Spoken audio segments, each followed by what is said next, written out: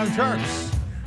If you're watching the show live, during the break, you see that TYT-09.08.14 What's that for? That's the road trip that we're putting together with Perillo Tours. It's an awesome civil rights trip, basically, that goes through Memphis and Arkansas, goes to the Clinton Presidential Library, goes to the Civil Rights Museum in Tennessee, and then throws in Johnny Cash's home, Graceland, etc. It's a trip that a lot of members of the Young Turks did before me, Steve O, Dave Kohler, etc. So we recreated it, and so it would be a community of Young Turks viewers that are going there, and one surprise TYT staff member is going to go as well. So if you're interested in that, it's going to be an awesome trip. TYTnetwork.com/trip. Plus, a little bit later in the program, I'm going to do an exciting announcement. I should have teased it more, but there it is anyway. Exciting announcement about petitions that we are going to do involving you guys. Petitions are always fun and exciting. All right, that's in just a little bit in the next segment. Now, let's get started on another story we have for you guys. Apparently, revealing how racist you are as an NBA owner is the latest fad. So we had Donald Sterling, who of course did not want us to realize that he was that virulently racist, but we did, and he had to sell his team. Well, we have a really unique situation in Atlanta where the Atlanta Hawks owner, Bruce Levinson, has turned himself in. He apparently wrote an email a couple of years ago, which is at least racial, and he went to the NBA and said, yep, that's me, I'm racist. What can I do? I guess I'm going to have to sell my team for $2 billion, just like Donald Sterling did. I'm not sure that's how it works. But there is something afoot here about how he turned himself in, which is a little bizarre. And whether it really was that bad is an open question. So let's go to that. So he explains in emails that he sent in 2012 that they've got a lot of blacks coming to the stadium or to the courts, but not that many whites, and that's hurting ticket sales. So we pick it up from there in an excerpt from his email. He said, "My theory is that black crowd scared away the whites, and there is simply not enough affluent black fans to build a significant season ticket base." Interesting. And then he goes on to say in the email, "Please don't get me wrong. There was nothing threatening going on in the arena back then. I never felt uncomfortable, but I think Southern whites simply were not comfortable being in an arena or at a bar where they were in the minority." So now this is different from Donald Sterling, because Donald Sterling said to his girlfriend at the time, hey, don't take pictures with black people and don't bring them to the arena because I don't want them there. Okay. Here's Levinson saying, not I don't want them there, but I'm afraid it's hurting ticket sales and that whites might be uncomfortable, right or wrong. Okay. So it's interesting. It's nuanced. Then Associated Press explains that Levinson said the Hawks crowds were 70% black, the team's cheerleaders were black, and hip-hop music was played. And then Levinson then says in his emails, then I started looking around at other arenas, and it's completely different. Now, here's, again, where it gets complicated and nuanced. Levinson then says in the emails, this was just racist garbage. When I hear some people saying that the arena is in the wrong place, I think it is code for there are too many blacks at the games. Now, he then goes on to say, though he said that he disagreed with the conclusion, he said he told team executives to add white cheerleaders and music familiar to a 40-year-old white guy.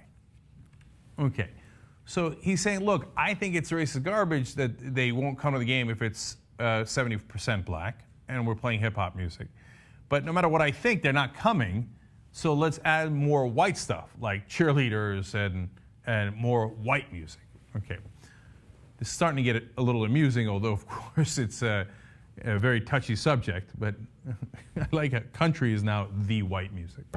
Now, they are in the South, of course, in Georgia. Now, here's probably the most troubling part of it. He said in one of the emails, I have even complained that the kiss cam is too black. So you know what the kiss cam is? If you haven't been to a basketball game, they go around and they show shots in the crowd, and they get the people in the crowd to kiss. So they're apparently showing too many black people kissing. Okay, that's pretty uncomfortable. Okay, and it's uncomfortable that he said that, just to be clear. All right, now, this is where the self-flagellation begins. He turns himself in, says, I'm guilty. I said racialist stuff that I shouldn't have said. Let me quote him. He said, I have said repeatedly that the NBA should have zero tolerance for racism, and I strongly believe that to be true. That is why I voluntarily reported my inappropriate email to the NBA. Now, his apologies are deep and so over the top that I think that makes me say, okay, all right, I got it, dude. You're really sorry about this. But to be honest, I don't believe him. Here's what I don't believe. Not that he didn't have good intentions. That's a really interesting question, okay? I don't believe him that he voluntarily turned it in because he was like, oh, man, I wrote that email and the whole Donald Sterling thing happened. I should turn myself in. That has never happened in the history of humanity and will never happen, okay? Especially when there are millions, hundreds of millions of dollars on the line. I think that Danny Ferry, who is the GM here, read those emails, not I think, I know, read those emails out loud at one point, and they were afraid that they were going to leak. Another part of it is that Levinson has been trying to sell the team for a long time now. He tried to sell it as early as 2011. He's now saying, I guess I got to give up control of the team. Somebody's got to sell this thing for me. I know I couldn't sell it on my own. Anyway, yes, guilty. No. All right, take it off my hands for several $1 billion. What can I do? You got me. Okay. Now, I'm being a little cynical there, but perhaps not too much, okay? So finally, here's a portion of his apology. If you're angry about what I wrote, you should be. I'm angry at myself, too. It was inflammatory nonsense. We all may have subtle biases and preconceptions when it comes to race, but my role as a leader is to challenge them, not to validate or accommodate those who might hold them. Now, look, I'm partly making fun here, but that's an excellent apology. And now we go to the issue whether he needs to have an apology. I'm a little torn on this. JR, I know you had strong feelings earlier in the day when we had our production meeting. What's your latest take on it? You can, the part of it that came through his emails that was saying, this is racist garbage, but I agree. Then you kind of negated your whole point. So I mean, saying I don't believe in this stuff, but I'm going to go along with these people who harbor these feelings, you're in the wrong. So, but these kind of apologies are a little over the top for me, which then I think is what piqued your interest in going, what's this guy's intention here? Because it just doesn't make any sense. It doesn't add up. And as you were saying, I think it is the fact that he was worried he's going to get outed first. So he's like, let me get ahead of this, because he's a businessman and he knows how that works. He's like, I may not get another job, and I may not have an opportunity to really run something else, or even have another opportunity in doing it differently, in another way, in another capacity. I don't know, maybe on another team, who knows, another sport. But he's getting ahead of it. I think that's the reason for that. You know what? If you all discuss with me, I'm more disgusted in me. Who says that? Calm down. I make myself vomit on a daily basis. You know what? Okay. I'm going to go home and punch myself. All right, so we're going to vote on this in a second. So one thing is clear. We all think that it's not just that he turned in the emails voluntarily for just out of the blue. Okay, that's clear. Now, whether he's guilty of being racist is an interesting question, and what should be done about that is an interesting question, which we will adjudicate in a second. One more voice for you guys, though. Kareem Abdul-Jabbar, legendary NBA player, said, look, the emails made me cringe, but, he added, it seems reasonable to ask those questions. If his arena was filled mostly with whites and he wanted to attract blacks, wouldn't he be asking how they could de-emphasize white culture and bias toward white contestants and cheerleaders? He mentions contestants there because another thing Levinson mentioned in the emails was the guy's going to take those shots, and if you make them from half court, you win something. He's like, they're always black, right? Can't we just give white people a chance, right? Jabbar continues, don't you think every corporation in America that is trying to attract a more diverse customer base is discussing how to feature more blacks or Asians or Latinos in their TV ads? That's a great point, and furthermore, I know every television station in the country, depending on what their different demographic is, whether it's a heavily Latino area, heavily black, heavily white, whatever it might be, definitely takes that into account in who they hire as anchors and reporters. So finally, Abdul-Jabbar says he was trying to figure out a way to change what he thought was a white perception in Atlanta so he could sell more tickets. That's his job. It's a really strong case. I mean, look, even though I think the apology is a little staged, because I think the whole thing is a little staged in terms of turning himself in, I do believe the apology is heartfelt, so that there's a little irony there, but it does make sense logically if you think about it. And I think that this guy's not a bad guy. I think he was trying to figure out how to do more ticket sales. Now, he should have been clearer in the emails as to what his intent was before And he was somewhat clear, but in an issue this sensitive, maybe even a little clearer in saying, hey, I'm not saying I've got a problem with showing black people kissing, okay? But let's figure out a constructive way of bringing more white people to the stadium. I think that's a fair conversation. So I'm going to vote not guilty on that. JR, thoughts? Not guilty on whether or not he's a racist? Yes. I don't think he's a racist. I think he harbors some of the feelings. He understands the racist. You know, he goes, you know what, that's totally wrong, but you know what, I see where they're coming from at least. Now, I've never been worried. I've never felt the fact that he was trying to find some connection. I've never felt threatened. So would you feel threatened if there was maybe they said the arena 70% was his number? Yeah. But if it gets to 85. You know, I mean, well, then we got issues. I mean, let's be fair here, JR. I mean, he also mentioned, I think, the Thrashers who were in Atlanta, the hockey team. He goes, they don't have a problem with this. I wonder why. Let's try to figure out why. With this. I mean, just it's the nature. Let's get our brain trust on this. It's the nature of the game. You know, pardon the pun. But that's the game you're involved in. Look, you're in fucking Atlanta. You're in Atlanta with a basketball team. And by the way, hip hop music is not just black music. It's pop music now. It's basically what it is. Yeah. Everyone listens to that. And it's not like it's all these black folks coming out for the hip hop music because they can't hear it at home. Right. The city of Atlanta is over 50% African American. The metro area is over 50% white. So that's the disparity that's going on there.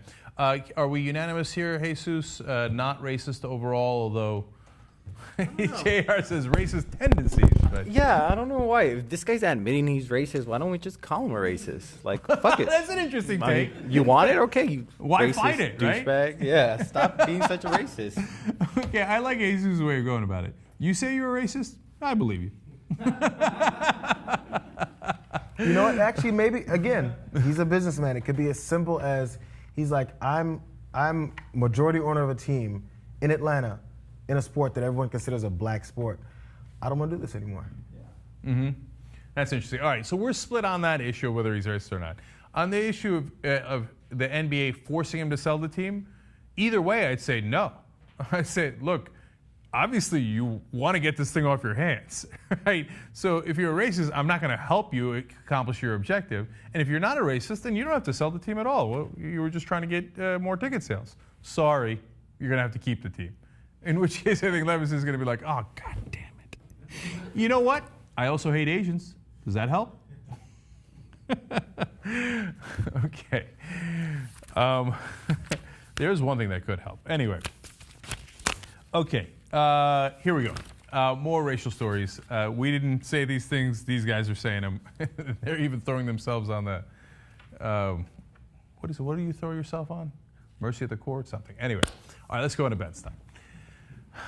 Ben Stein is famous for reasons that people can't quite figure out. He did some commercial for Clear Eyes, I believe. He had a bit role in Ferris Bueller's Day Off.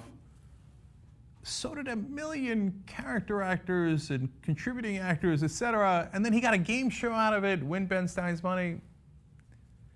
But apparently we were supposed to listen to this guy for the rest of our lives, tell us his genius conservative thoughts on different issues. This one is on race. He's going to talk about Michael Brown, how he was killed in Ferguson. He's going to bring Trayvon Martin into this. He's talking to a conservative organization called Newsmax. Let's listen to what he says first. The idea of calling this poor young man unarmed when he was 6'4", 300 pounds, full of muscles, apparently, according to what I read in the New York Times, on marijuana, to call him unarmed is like calling Sonny Liston unarmed or Cassius Clay unarmed. I mean, he wasn't unarmed. He was armed with his incredibly strong, scary self. All right. Oh, I didn't know that. See, if you're a strong, big guy, now he didn't say black. I'm sure that he would say if you're a big white guy, you also shouldn't go out in the street, and if you do, you should be executed by the cops, right? I mean, you're a big, strong guy. That's it. You're by definition armed. By definition. Katie Halper wrote about this at Raw Story. I loved her line. She said, see, if he didn't want to get shot, Brown shouldn't have gone out with himself. How would that work, right? So that is unbelievable, but Ben Stein's not anywhere near done. Here's more of this nonsense.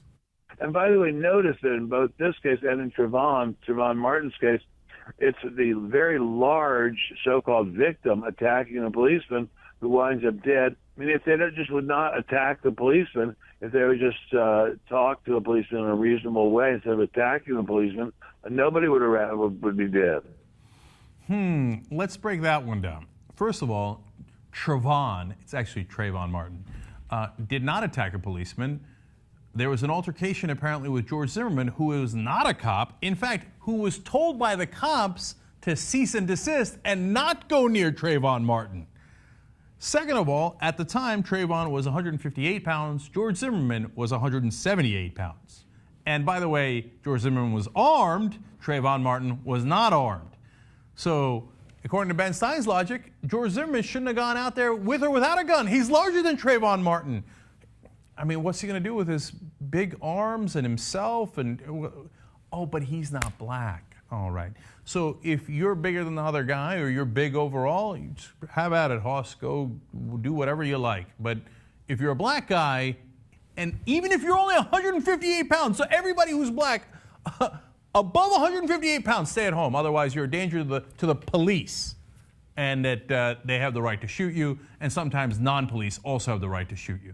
And by the way, I love how all conservatives say, oh, you don't know the facts of these cases. You shouldn't prejudge. You don't know what happened to Michael Brown. You don't know if he really put up his hands. But here Ben Stein says he attacked the police. Well, wait a minute, Ben, how do you know that? Now, there's no evidence right now that he attacked the police.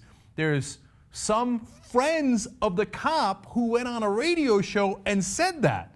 And you're just going to take that word for it and not every other witness who said that he had his hands up. Okay? Gee, I wonder why you make that assumption, Ben. I can't quite put that together. Now, of course, I don't want to intimidate you because I'm a large guy. And so, I mean, if you saw me, which, by the way, I did see Ben Stein once in real life. I was jogging along in a neighborhood, and he was out there in his pink bathrobe. If I had just said, boo, he probably would have been like, oh, shit, I got to shoot this guy. He's armed with himself. I'm not sure that would have worked because, of course, I'm not black. Now, if you think all this is bad, wait till you get a load of what he says at the end. How on earth does a person get a fair trial when the top law enforcement officer in the country makes these remarks? Well, he doesn't, and of course they don't want him to get a fair trial. They're not looking for a fair trial. They're looking for a lynching jury, and it's a very sad state of affairs. I mean, it used to be, there was a time, even in my youth, because I'm a lot older than you, when lynchings of African Americans were not that incredibly rare. Now the lynchings are of the police, and it's just an outrage. The lynchings are of the police. Now, wait a minute. The cop who shot Michael Brown, is he dead? Was he lynched? Oh, no, right. Michael Brown is dead. He's the one that got shot, 6 to 8 times, including twice in the head. How many times was a police officer shot? Oh, right, 0 times. Did they take the police officer out and in a mob and go out and do what they did in lynchings, which is hang him, burn him, cut off parts of his body and take it home for memorabilia? No, they didn't do any of that. In fact, he hasn't even been arrested. Prosecutors haven't even talked to him yet. Boy, what a lynching that was. How about George Zimmerman? Seems fairly unlynched. In fact, they went to a trial and he was acquitted, and he's walking around with his gun today. Curious definition of lynching by Ben Stein.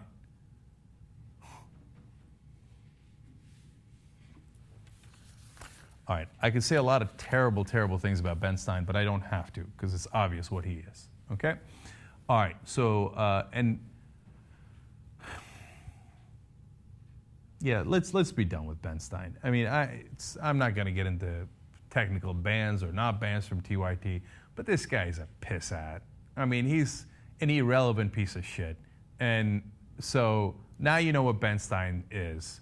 Don't pay him any more mind. It's true. It's who he is, and he says things like this. This, I think, I was trying not to, too, but you had to draw me in. So yeah, it's my fault. Sorry about that, Jim. This is, people will hear one thing someone says and see it as I guess, the way the whole population thinks. But there's a lot of people who think like this, and they won't say it.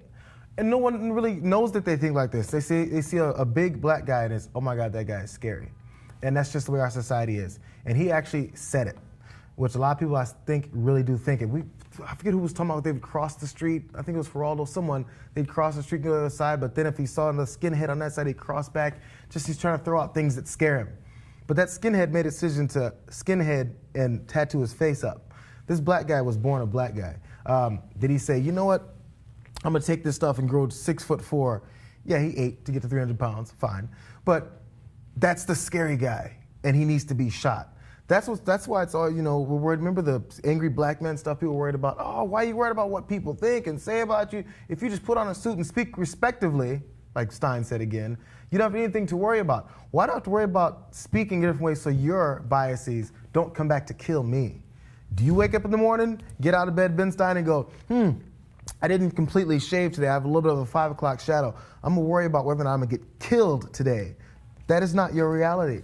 Yeah. It's Do you not. wake up and think my nasally voice might really annoy the hell out of somebody and have them shoot me? That's a physical characteristic I have, right? No, you don't worry about that, right? But then you say black people should be worried if they're just big.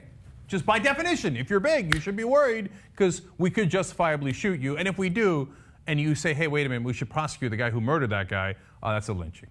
That's a lynching. That lynching thing pissed me off to no end, man. That's why I'm saying I'm done with this guy. He's a piece of shit. He really is.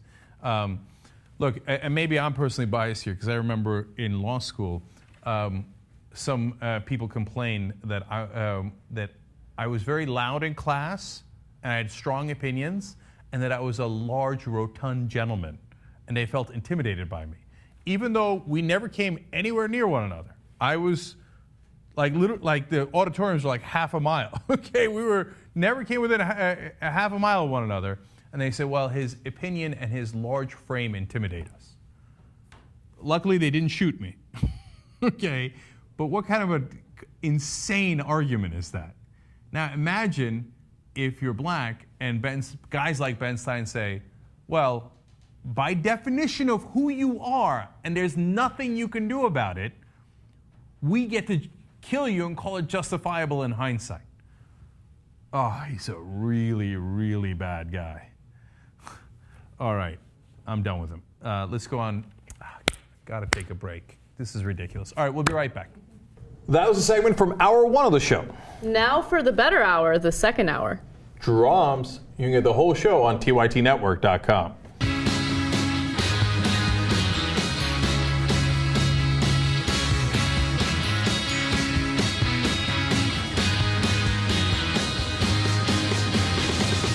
All right, back on the Young Turks. We waited a long time for that to drop. All right, Anna, good to see you here. Hi. Hey, so I have some comments from earlier in the show from tweets, but of course, the minute you walked into camera on the live show, even without, oh, please stop. There's a couple I'm of just tweets. messing around. There's a couple of tweets about you. Chris, Anna looking coin as per usual. Coin? I've never heard that before. Oh, neither have I. Yes. I was guessing if that was a typo. Probably cool. I don't know. Who knows? Or maybe he's money, referring like- to me as a dime piece. Hey, you know what? I don't know what the cool kids are saying. You're right. Okay, all right. Okay, all right, let's move You on. don't like that. No, I'm more confused than anything else. David Messer says, why the hell is Anna Kasparian wearing white after Labor Day? Hashtag disgusting. Hashtag ... Do you?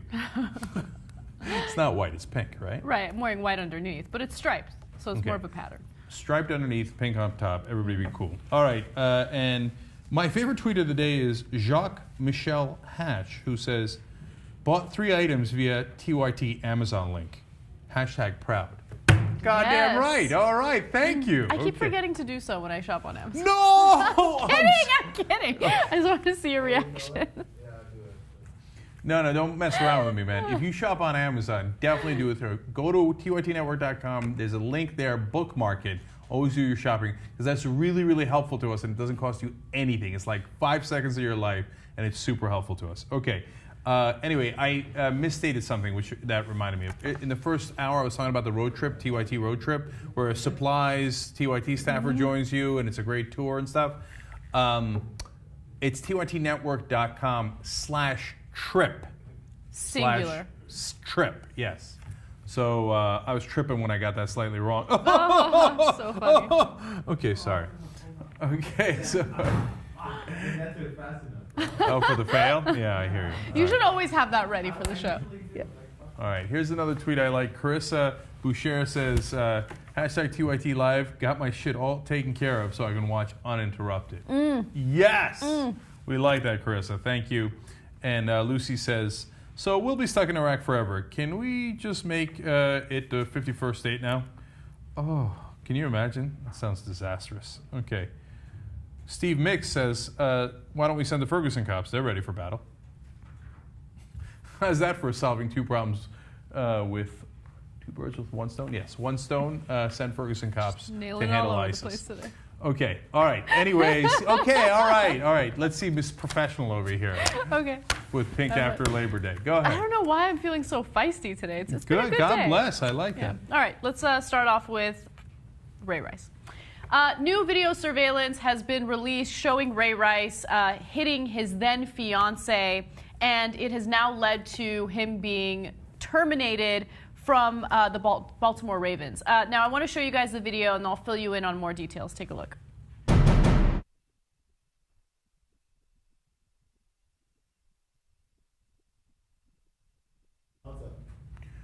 All right, so you see them walking in.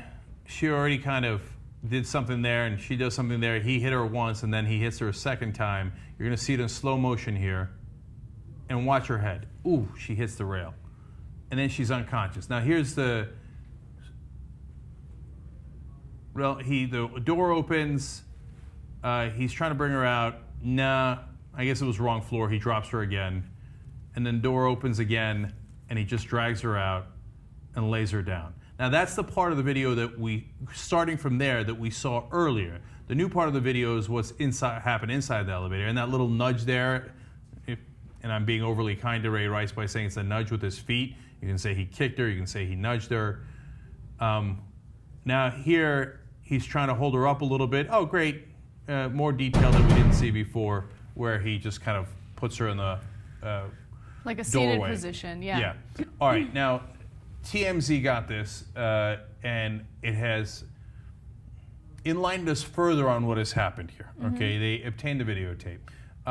There's details on whether the NFL knew about this portion of the videotape that we'll get to in a second. For me, if you watch the whole thing on TMZ Sports, it's 5 minutes. We did a little bit of editing there, so you got the gist of it, right? To me, the biggest, most striking part of this is Ray Rice's indifference after he knocks her out. So it's not like, oh my God, I just hit her. Oh my God, she got knocked out. Oh my God, she hit her head on the railing. Oh my God, is she okay? No, watch this. Nope, doesn't care. And again, we sped that up, and if you watch the whole thing, he just sits there like this, like, no calling anyone, no 911. Why would he call 911? He just punched her in the face, and that led to her being unconscious on the floor. So a lot of people are saying, whether it's the NFL or the Ravens, and then now NFL has suspended him indefinitely. The Ravens released him just right before the NFL suspended him. So both parties have taken significant action upon seeing this video, okay? And people are saying there's nothing new here. They should have taken the action in the first place. I agree that they should have taken the action in the first place. Right. I don't agree that there's nothing new here. What we learn is, a normal human reaction would have been like, oh my God, what is she okay? Is she dead? Because you don't even know she hit her head. She could have died, right? His reaction was, it was so unhuman and inhumane. And those are two, like, I say unhuman as opposed to inhumane because, like, I can't believe a human being reacts that way. Right, but she might have provoked him, so that's okay. And now you saw the provocations too there. Like for those of people defending Ray Rice, which is unfathomable to me, right? They say, well, she kind of swiped at him a couple times. You see it on the tape. She does swipe at him a couple of times. Now you really think those things are equivalent? Like she shouldn't do this, but you think that's equivalent? I don't, dude, you're mental, you're man. talking about an NFL player who gets paid to get tackled, to charge into people, who's obviously physically stronger than her.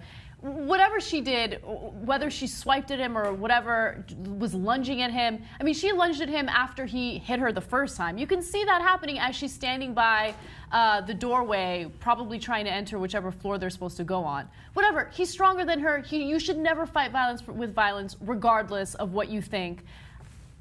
look, as Jenk said, I don't think there's anything new to this story. Okay, we have a little more detail into what happened in the elevator, but the original video that was leaked was him dragging his unconscious fiance out of an elevator, and then you have people trying to defend him and say, oh, well, she might have provoked him. That's a ridiculous argument to make. I'm not even having a discussion with those people. They're wrong in any and all circumstances related to this story. But the one other thing that I will say is the Ravens are absolute liars, okay? Because initially they said that they gave him that 2-game suspension because they hadn't seen the surveillance footage. They had seen the surveillance footage. In fact, there's an employee that worked at the hotel who spoke to TMZ and told TMZ, no, officials with the team had seen the footage before they decided to give him that 2-game suspension. Now, let me be really clear about that, because they said the NFL had seen the footage, okay? So it's possible that the NFL saw the footage, but the Ravens didn't see the footage, okay? Now, the NFL claims, we didn't see the footage either. We didn't see it either. ESPN New York also has a source saying the NFL did see this video that we're now seeing for the first time in public. So when the NFL says, oh, what, us? We didn't see the tape, you should be a little wary of those claims. But what do you think, even if you believe the NFL and the Ravens, what do you think happened inside the elevator? Like, I'm telling you that I think it's even worse than I imagined, but what I imagined was he knocked her out, right? So isn't that enough? No. So what the NFL is in essence saying is, it's not that his actions that we suspended him for, it's that you saw his actions. Yep. Okay? Before, when we thought we can cover it up, we gave him 2 weeks and the Ravens didn't give him anything. Now that we realize we can't cover it up, and now you've seen the tape, well, that's why we're going to suspend him indefinitely, and the Ravens are going to release him. Yes. Now, look, this is a teachable moment. The NFL Commissioner, Roger Goodell, did release a statement in regard to their new policy related to domestic violence. Now, they did the 2-game suspension originally when it came to Ray Rice, but now they have a 6-game suspension policy. So for your first offense involving domestic violence, you could get suspended for 6 games. And Roger Goodell did release a statement that I want to read to you guys. He says, my disciplinary decision led the public to question our sincerity, our commitment, and whether we understood the toll that domestic violence inflicts on so many families. I take responsibility both for the decision and for ensuring that our actions in the future properly reflect our values. I didn't get it right. Simply put, we have to do better, and we will. So I'm glad that they learned something from it, but I think that it took a considerable amount of criticism for them to get it through their heads. I do think that both the Ravens and the NFL completely, bullshitted about, the reasons why they wanted to do the 2-game suspension, what they had seen prior to doing the 2-game suspension. The reality is they didn't take that situation as seriously as they would take a situation involving a player smoking marijuana or taking performance-enhancing drugs. Domestic violence doesn't get taken as seriously as it should. Now, remember, the original sentence for Ray Rice was 2 weeks. Josh Gordon, who's a multiple violator of the marijuana policy, wow, he smoked a couple of joints, got a year-long suspension. 2 weeks versus a year. You do that to your girlfriend, you get 2 weeks, then fiance, now wife, right? You smoke pot a couple of times, you get a whole year.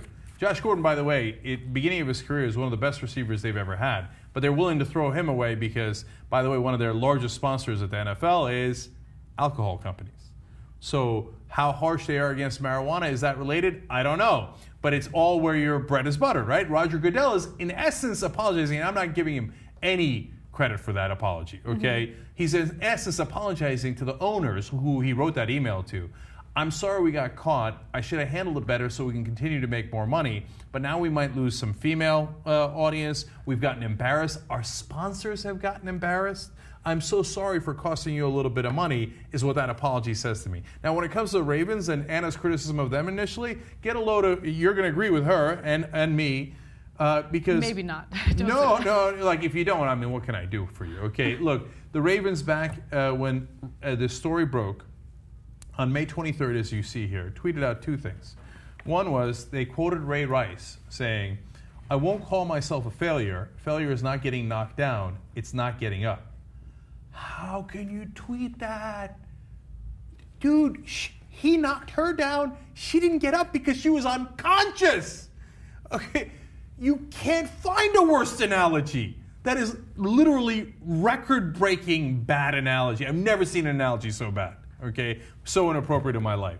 You think that's bad? They pulled a Dick Cheney. The Ravens tweeted out, Janae Rice, who's now, of course, married to Ray Rice, says she deeply regrets the role that she played the night of the incident. That's like when Dick Cheney shot his friend in the face. It's a literal story if you guys don't remember. And then his friend came out after he got out of the hospital. His face is all swollen because Dick Cheney shot him in the face. And he apologized to Dick Cheney. I'm so sorry for getting in the way of your gunshot. Okay, so that's here. The Ravens initially were like, Janae Rice is so sorry for her role in these activities as she was knocked unconscious and could have easily died that night. Okay. It's their way of brushing it under the rug, justifying their actions or lack thereof, and feeling better about themselves. That's all it really has to do with. And look, no matter how you feel about this story, you have to at least understand that domestic violence isn't something that's taken seriously in this country. It's not. Our coverage of that story definitely revealed that to me. The way people react, people of authority react to these types of stories made me realize it. And I don't know, maybe the tide will change on this story and anything related to domestic violence, but it's like discouraging to see that it has to take all this criticism and all this backlash and all this surveillance footage and evidence to prove that real actions need to be taken against this type of domestic violence. So the NFL new policy is a 6-game unpaid suspension on the first offense, and on the second offense, you're kicked out of the league forever. So obviously they got the memo. It's positive they're reacting in a more constructive way now. It's obviously damage control, but it's better than the previous 2-week suspension, which is basically saying we don't give a damn. By the way, prosecutors ought to check themselves too. He got a pre-trial intervention, and that if he goes through the treatment program, he doesn't get prosecuted. Not only does he not get prosecuted, never spends a day in jail, okay, but this will be expunged from his record as if it never happened. So that could have relevant effects. If he does it again, he could turn around and say, what are you talking about? I don't have a record. Now, we all know he did it, but legally, he will not have a record of that, and that could affect further cases against him in terms of what sentencing that he gets, right? And that's not a minor offense. That's, to where you just go, oh, okay, no big deal, a little pretrial intervention. Well, good luck with your anger management. Because the prosecutors, no matter what the NFL and the Ravens claim, the prosecutors did see that tape before. Yes. They saw that tape of him punching her in the face, her head snapping back, hitting the railing, falling down, him being totally indifferent, and then like almost kicking her as he's getting out of the elevator, like showing contempt for her after she's already knocked unconscious. And they said, yeah, no, not a day in jail. I mean, after all, you are famous and you do make a lot of money. It's insanity. Yeah, Steve, go ahead. All right, so first of all, the notion that the fact that she apologized for her role in this incident, the fact that the Ravens are even talking about it, just goes to show you their absolute ignorance when it comes to domestic violence. Women who are abused, or men who are abused, whatever, are often sorry for their contribution because they are so victimized, they're beaten down, and they feel guilty about it. That's a classic symptom of a person who's being abused. It doesn't mean that they're guilty. It doesn't mean that they're being abused. So bringing that up as some sort of defense of Ray Rice is ridiculous. Secondly, I don't like anything that the NFL has done. I don't like their initial weak-ass 2-week suspension, but I also don't like their knee-jerk new policy of 6 weeks for the first offense and then ban thereafter. Because a lot of times domestic violence is kind of like sexual predators. It's a huge range. I mean, so if he gave her a push, is that domestic violence warranting 6 weeks and then maybe if it's a second one, a lifetime ban? I don't know. So we need to have people who are taking an active approach in finding the right justice for that particular situation and not these stupid blanket rules because we all know they're going to screw it up, right? Yeah, I know. The next guy, they're going to have a disproportionate response, perhaps in the other direction, right? So I like that they're doing something, but anytime you get anywhere near zero tolerance, that means we've removed human judgment, which is not the right way to go. Yeah. So can we have a sensible policy? No, it has to be extreme one way or another. Either it's nothing or it's nuclear, right? So we'll have to see how they apply it. But, look, I don't mind the 6 weeks. I think that's a good, strong message to send, even on the first one, because on drugs, you get 4 weeks on the first offense. Right. Right? So for this to be larger, it makes sense to me. The lifetime ban is something you got to be really careful about. That's the one I'd be, I don't love the zero tolerance on, because every case is different. And here's why that's a problem. And I worked on many, many cases as a prosecutor, domestic violence. So if the first one is 6 weeks automatically, and the second one is an automatic lifetime ban, that's going to happen is that's going to have a chilling effect, where victims don't come forward because they don't want to ruin their husband's career forever. You know what I'm saying? Mm-hmm. So then the teams have more incentive to cover things up. Everyone does. So, whereas I agree that sometimes there should definitely be a lifetime ban, but these kind of hard and fast rules often don't work in the real world, which is why we need active, smart administration of rules and a desire to do the right thing, not the easy thing, not to cover their ass. Because that's what this rule is about. It's not to help women. It's not to even help the guys. It's to cover their ass and say, we had this great policy, we're tough on crime, we're tough on domestic violence, and we're moving on. All right.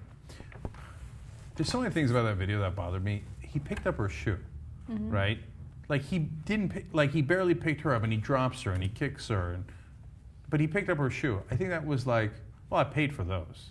I don't know. Right? I mean, at that point, you're just speculating. But I did notice the indifference. Like just after he's she's such on the an floor. I asshole, mean, I would man. freak out if I had done that to someone. I wouldn't know what to do.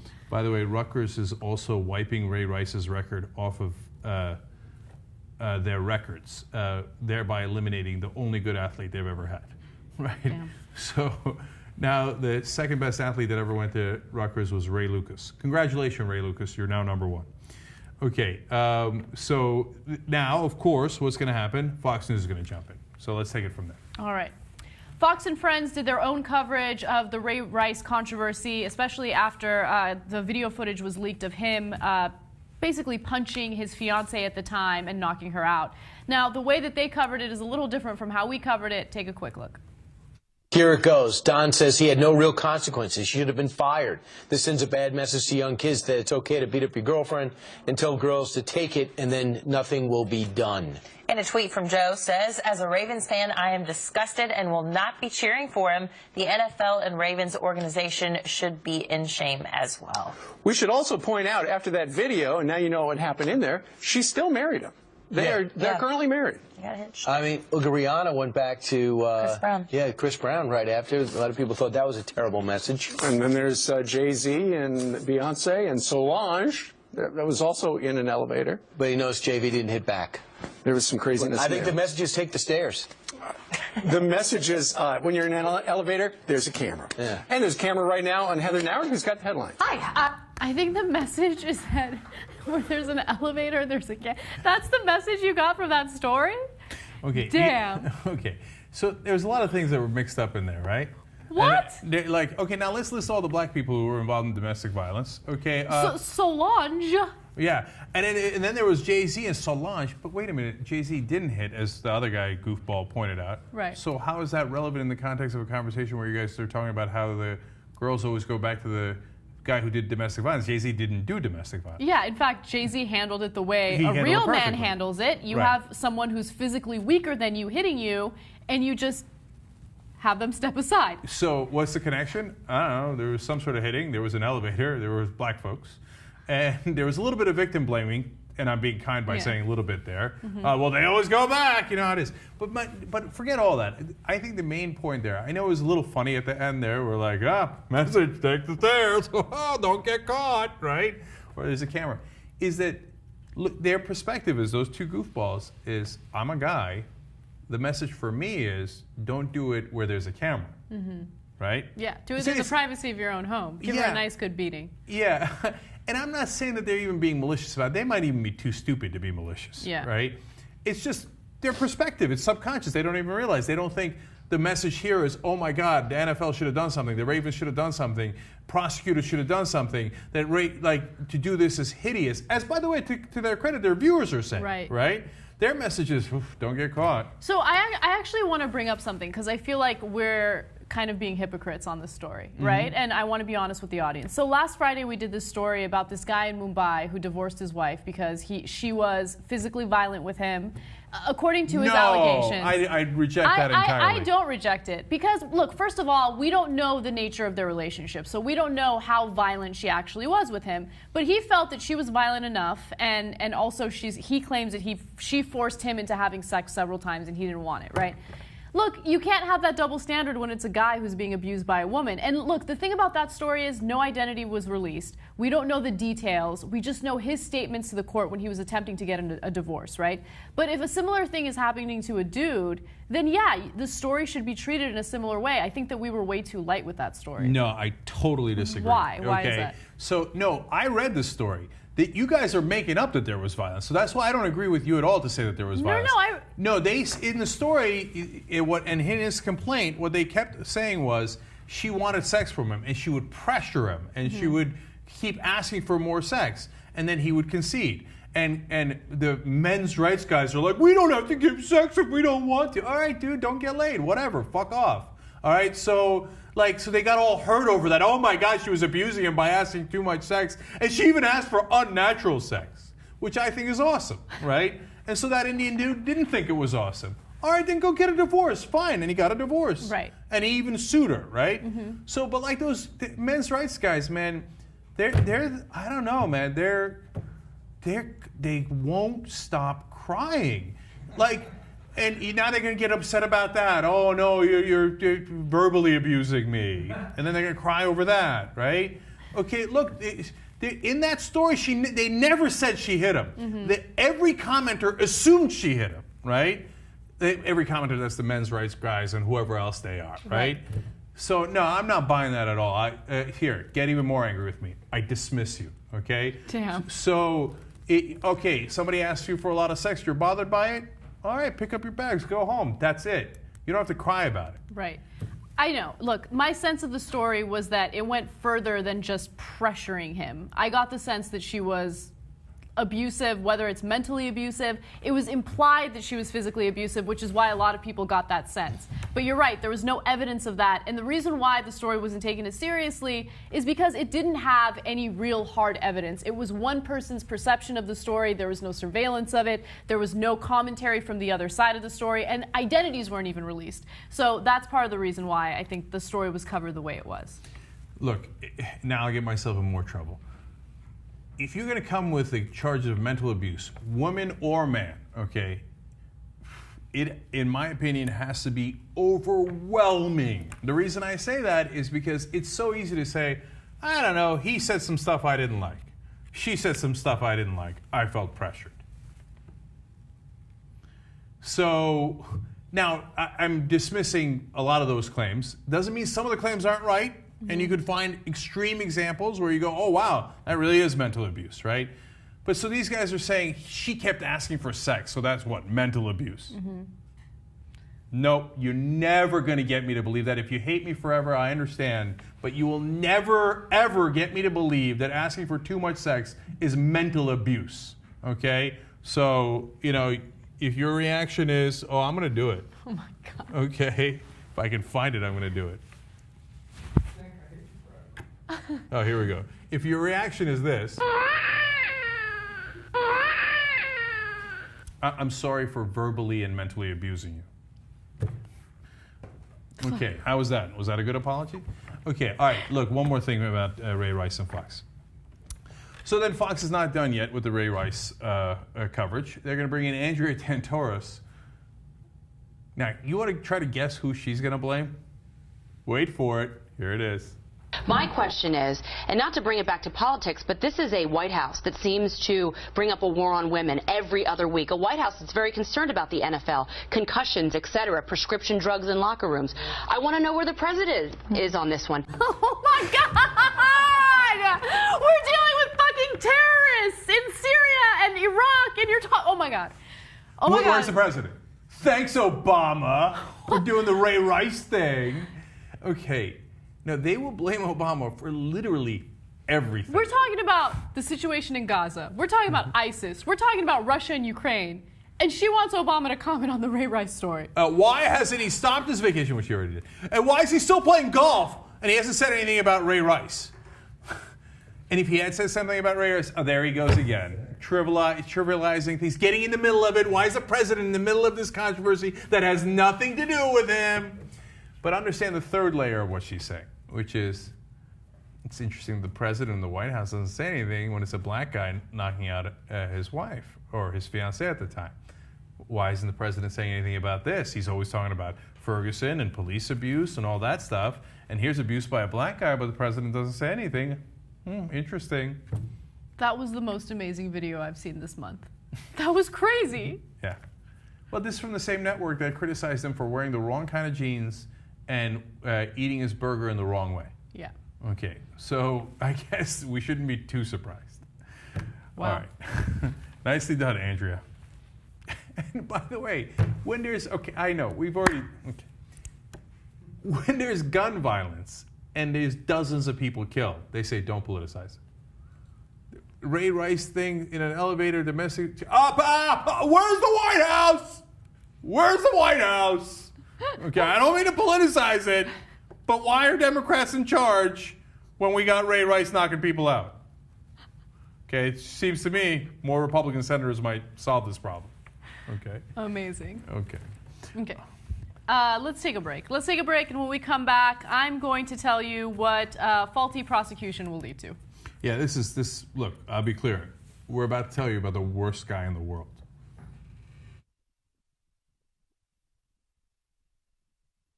You liked that, didn't you? All right, if you want the whole show, you like it even more, go to TYTnetwork.com, go under member options, and you can get the whole show anytime you like.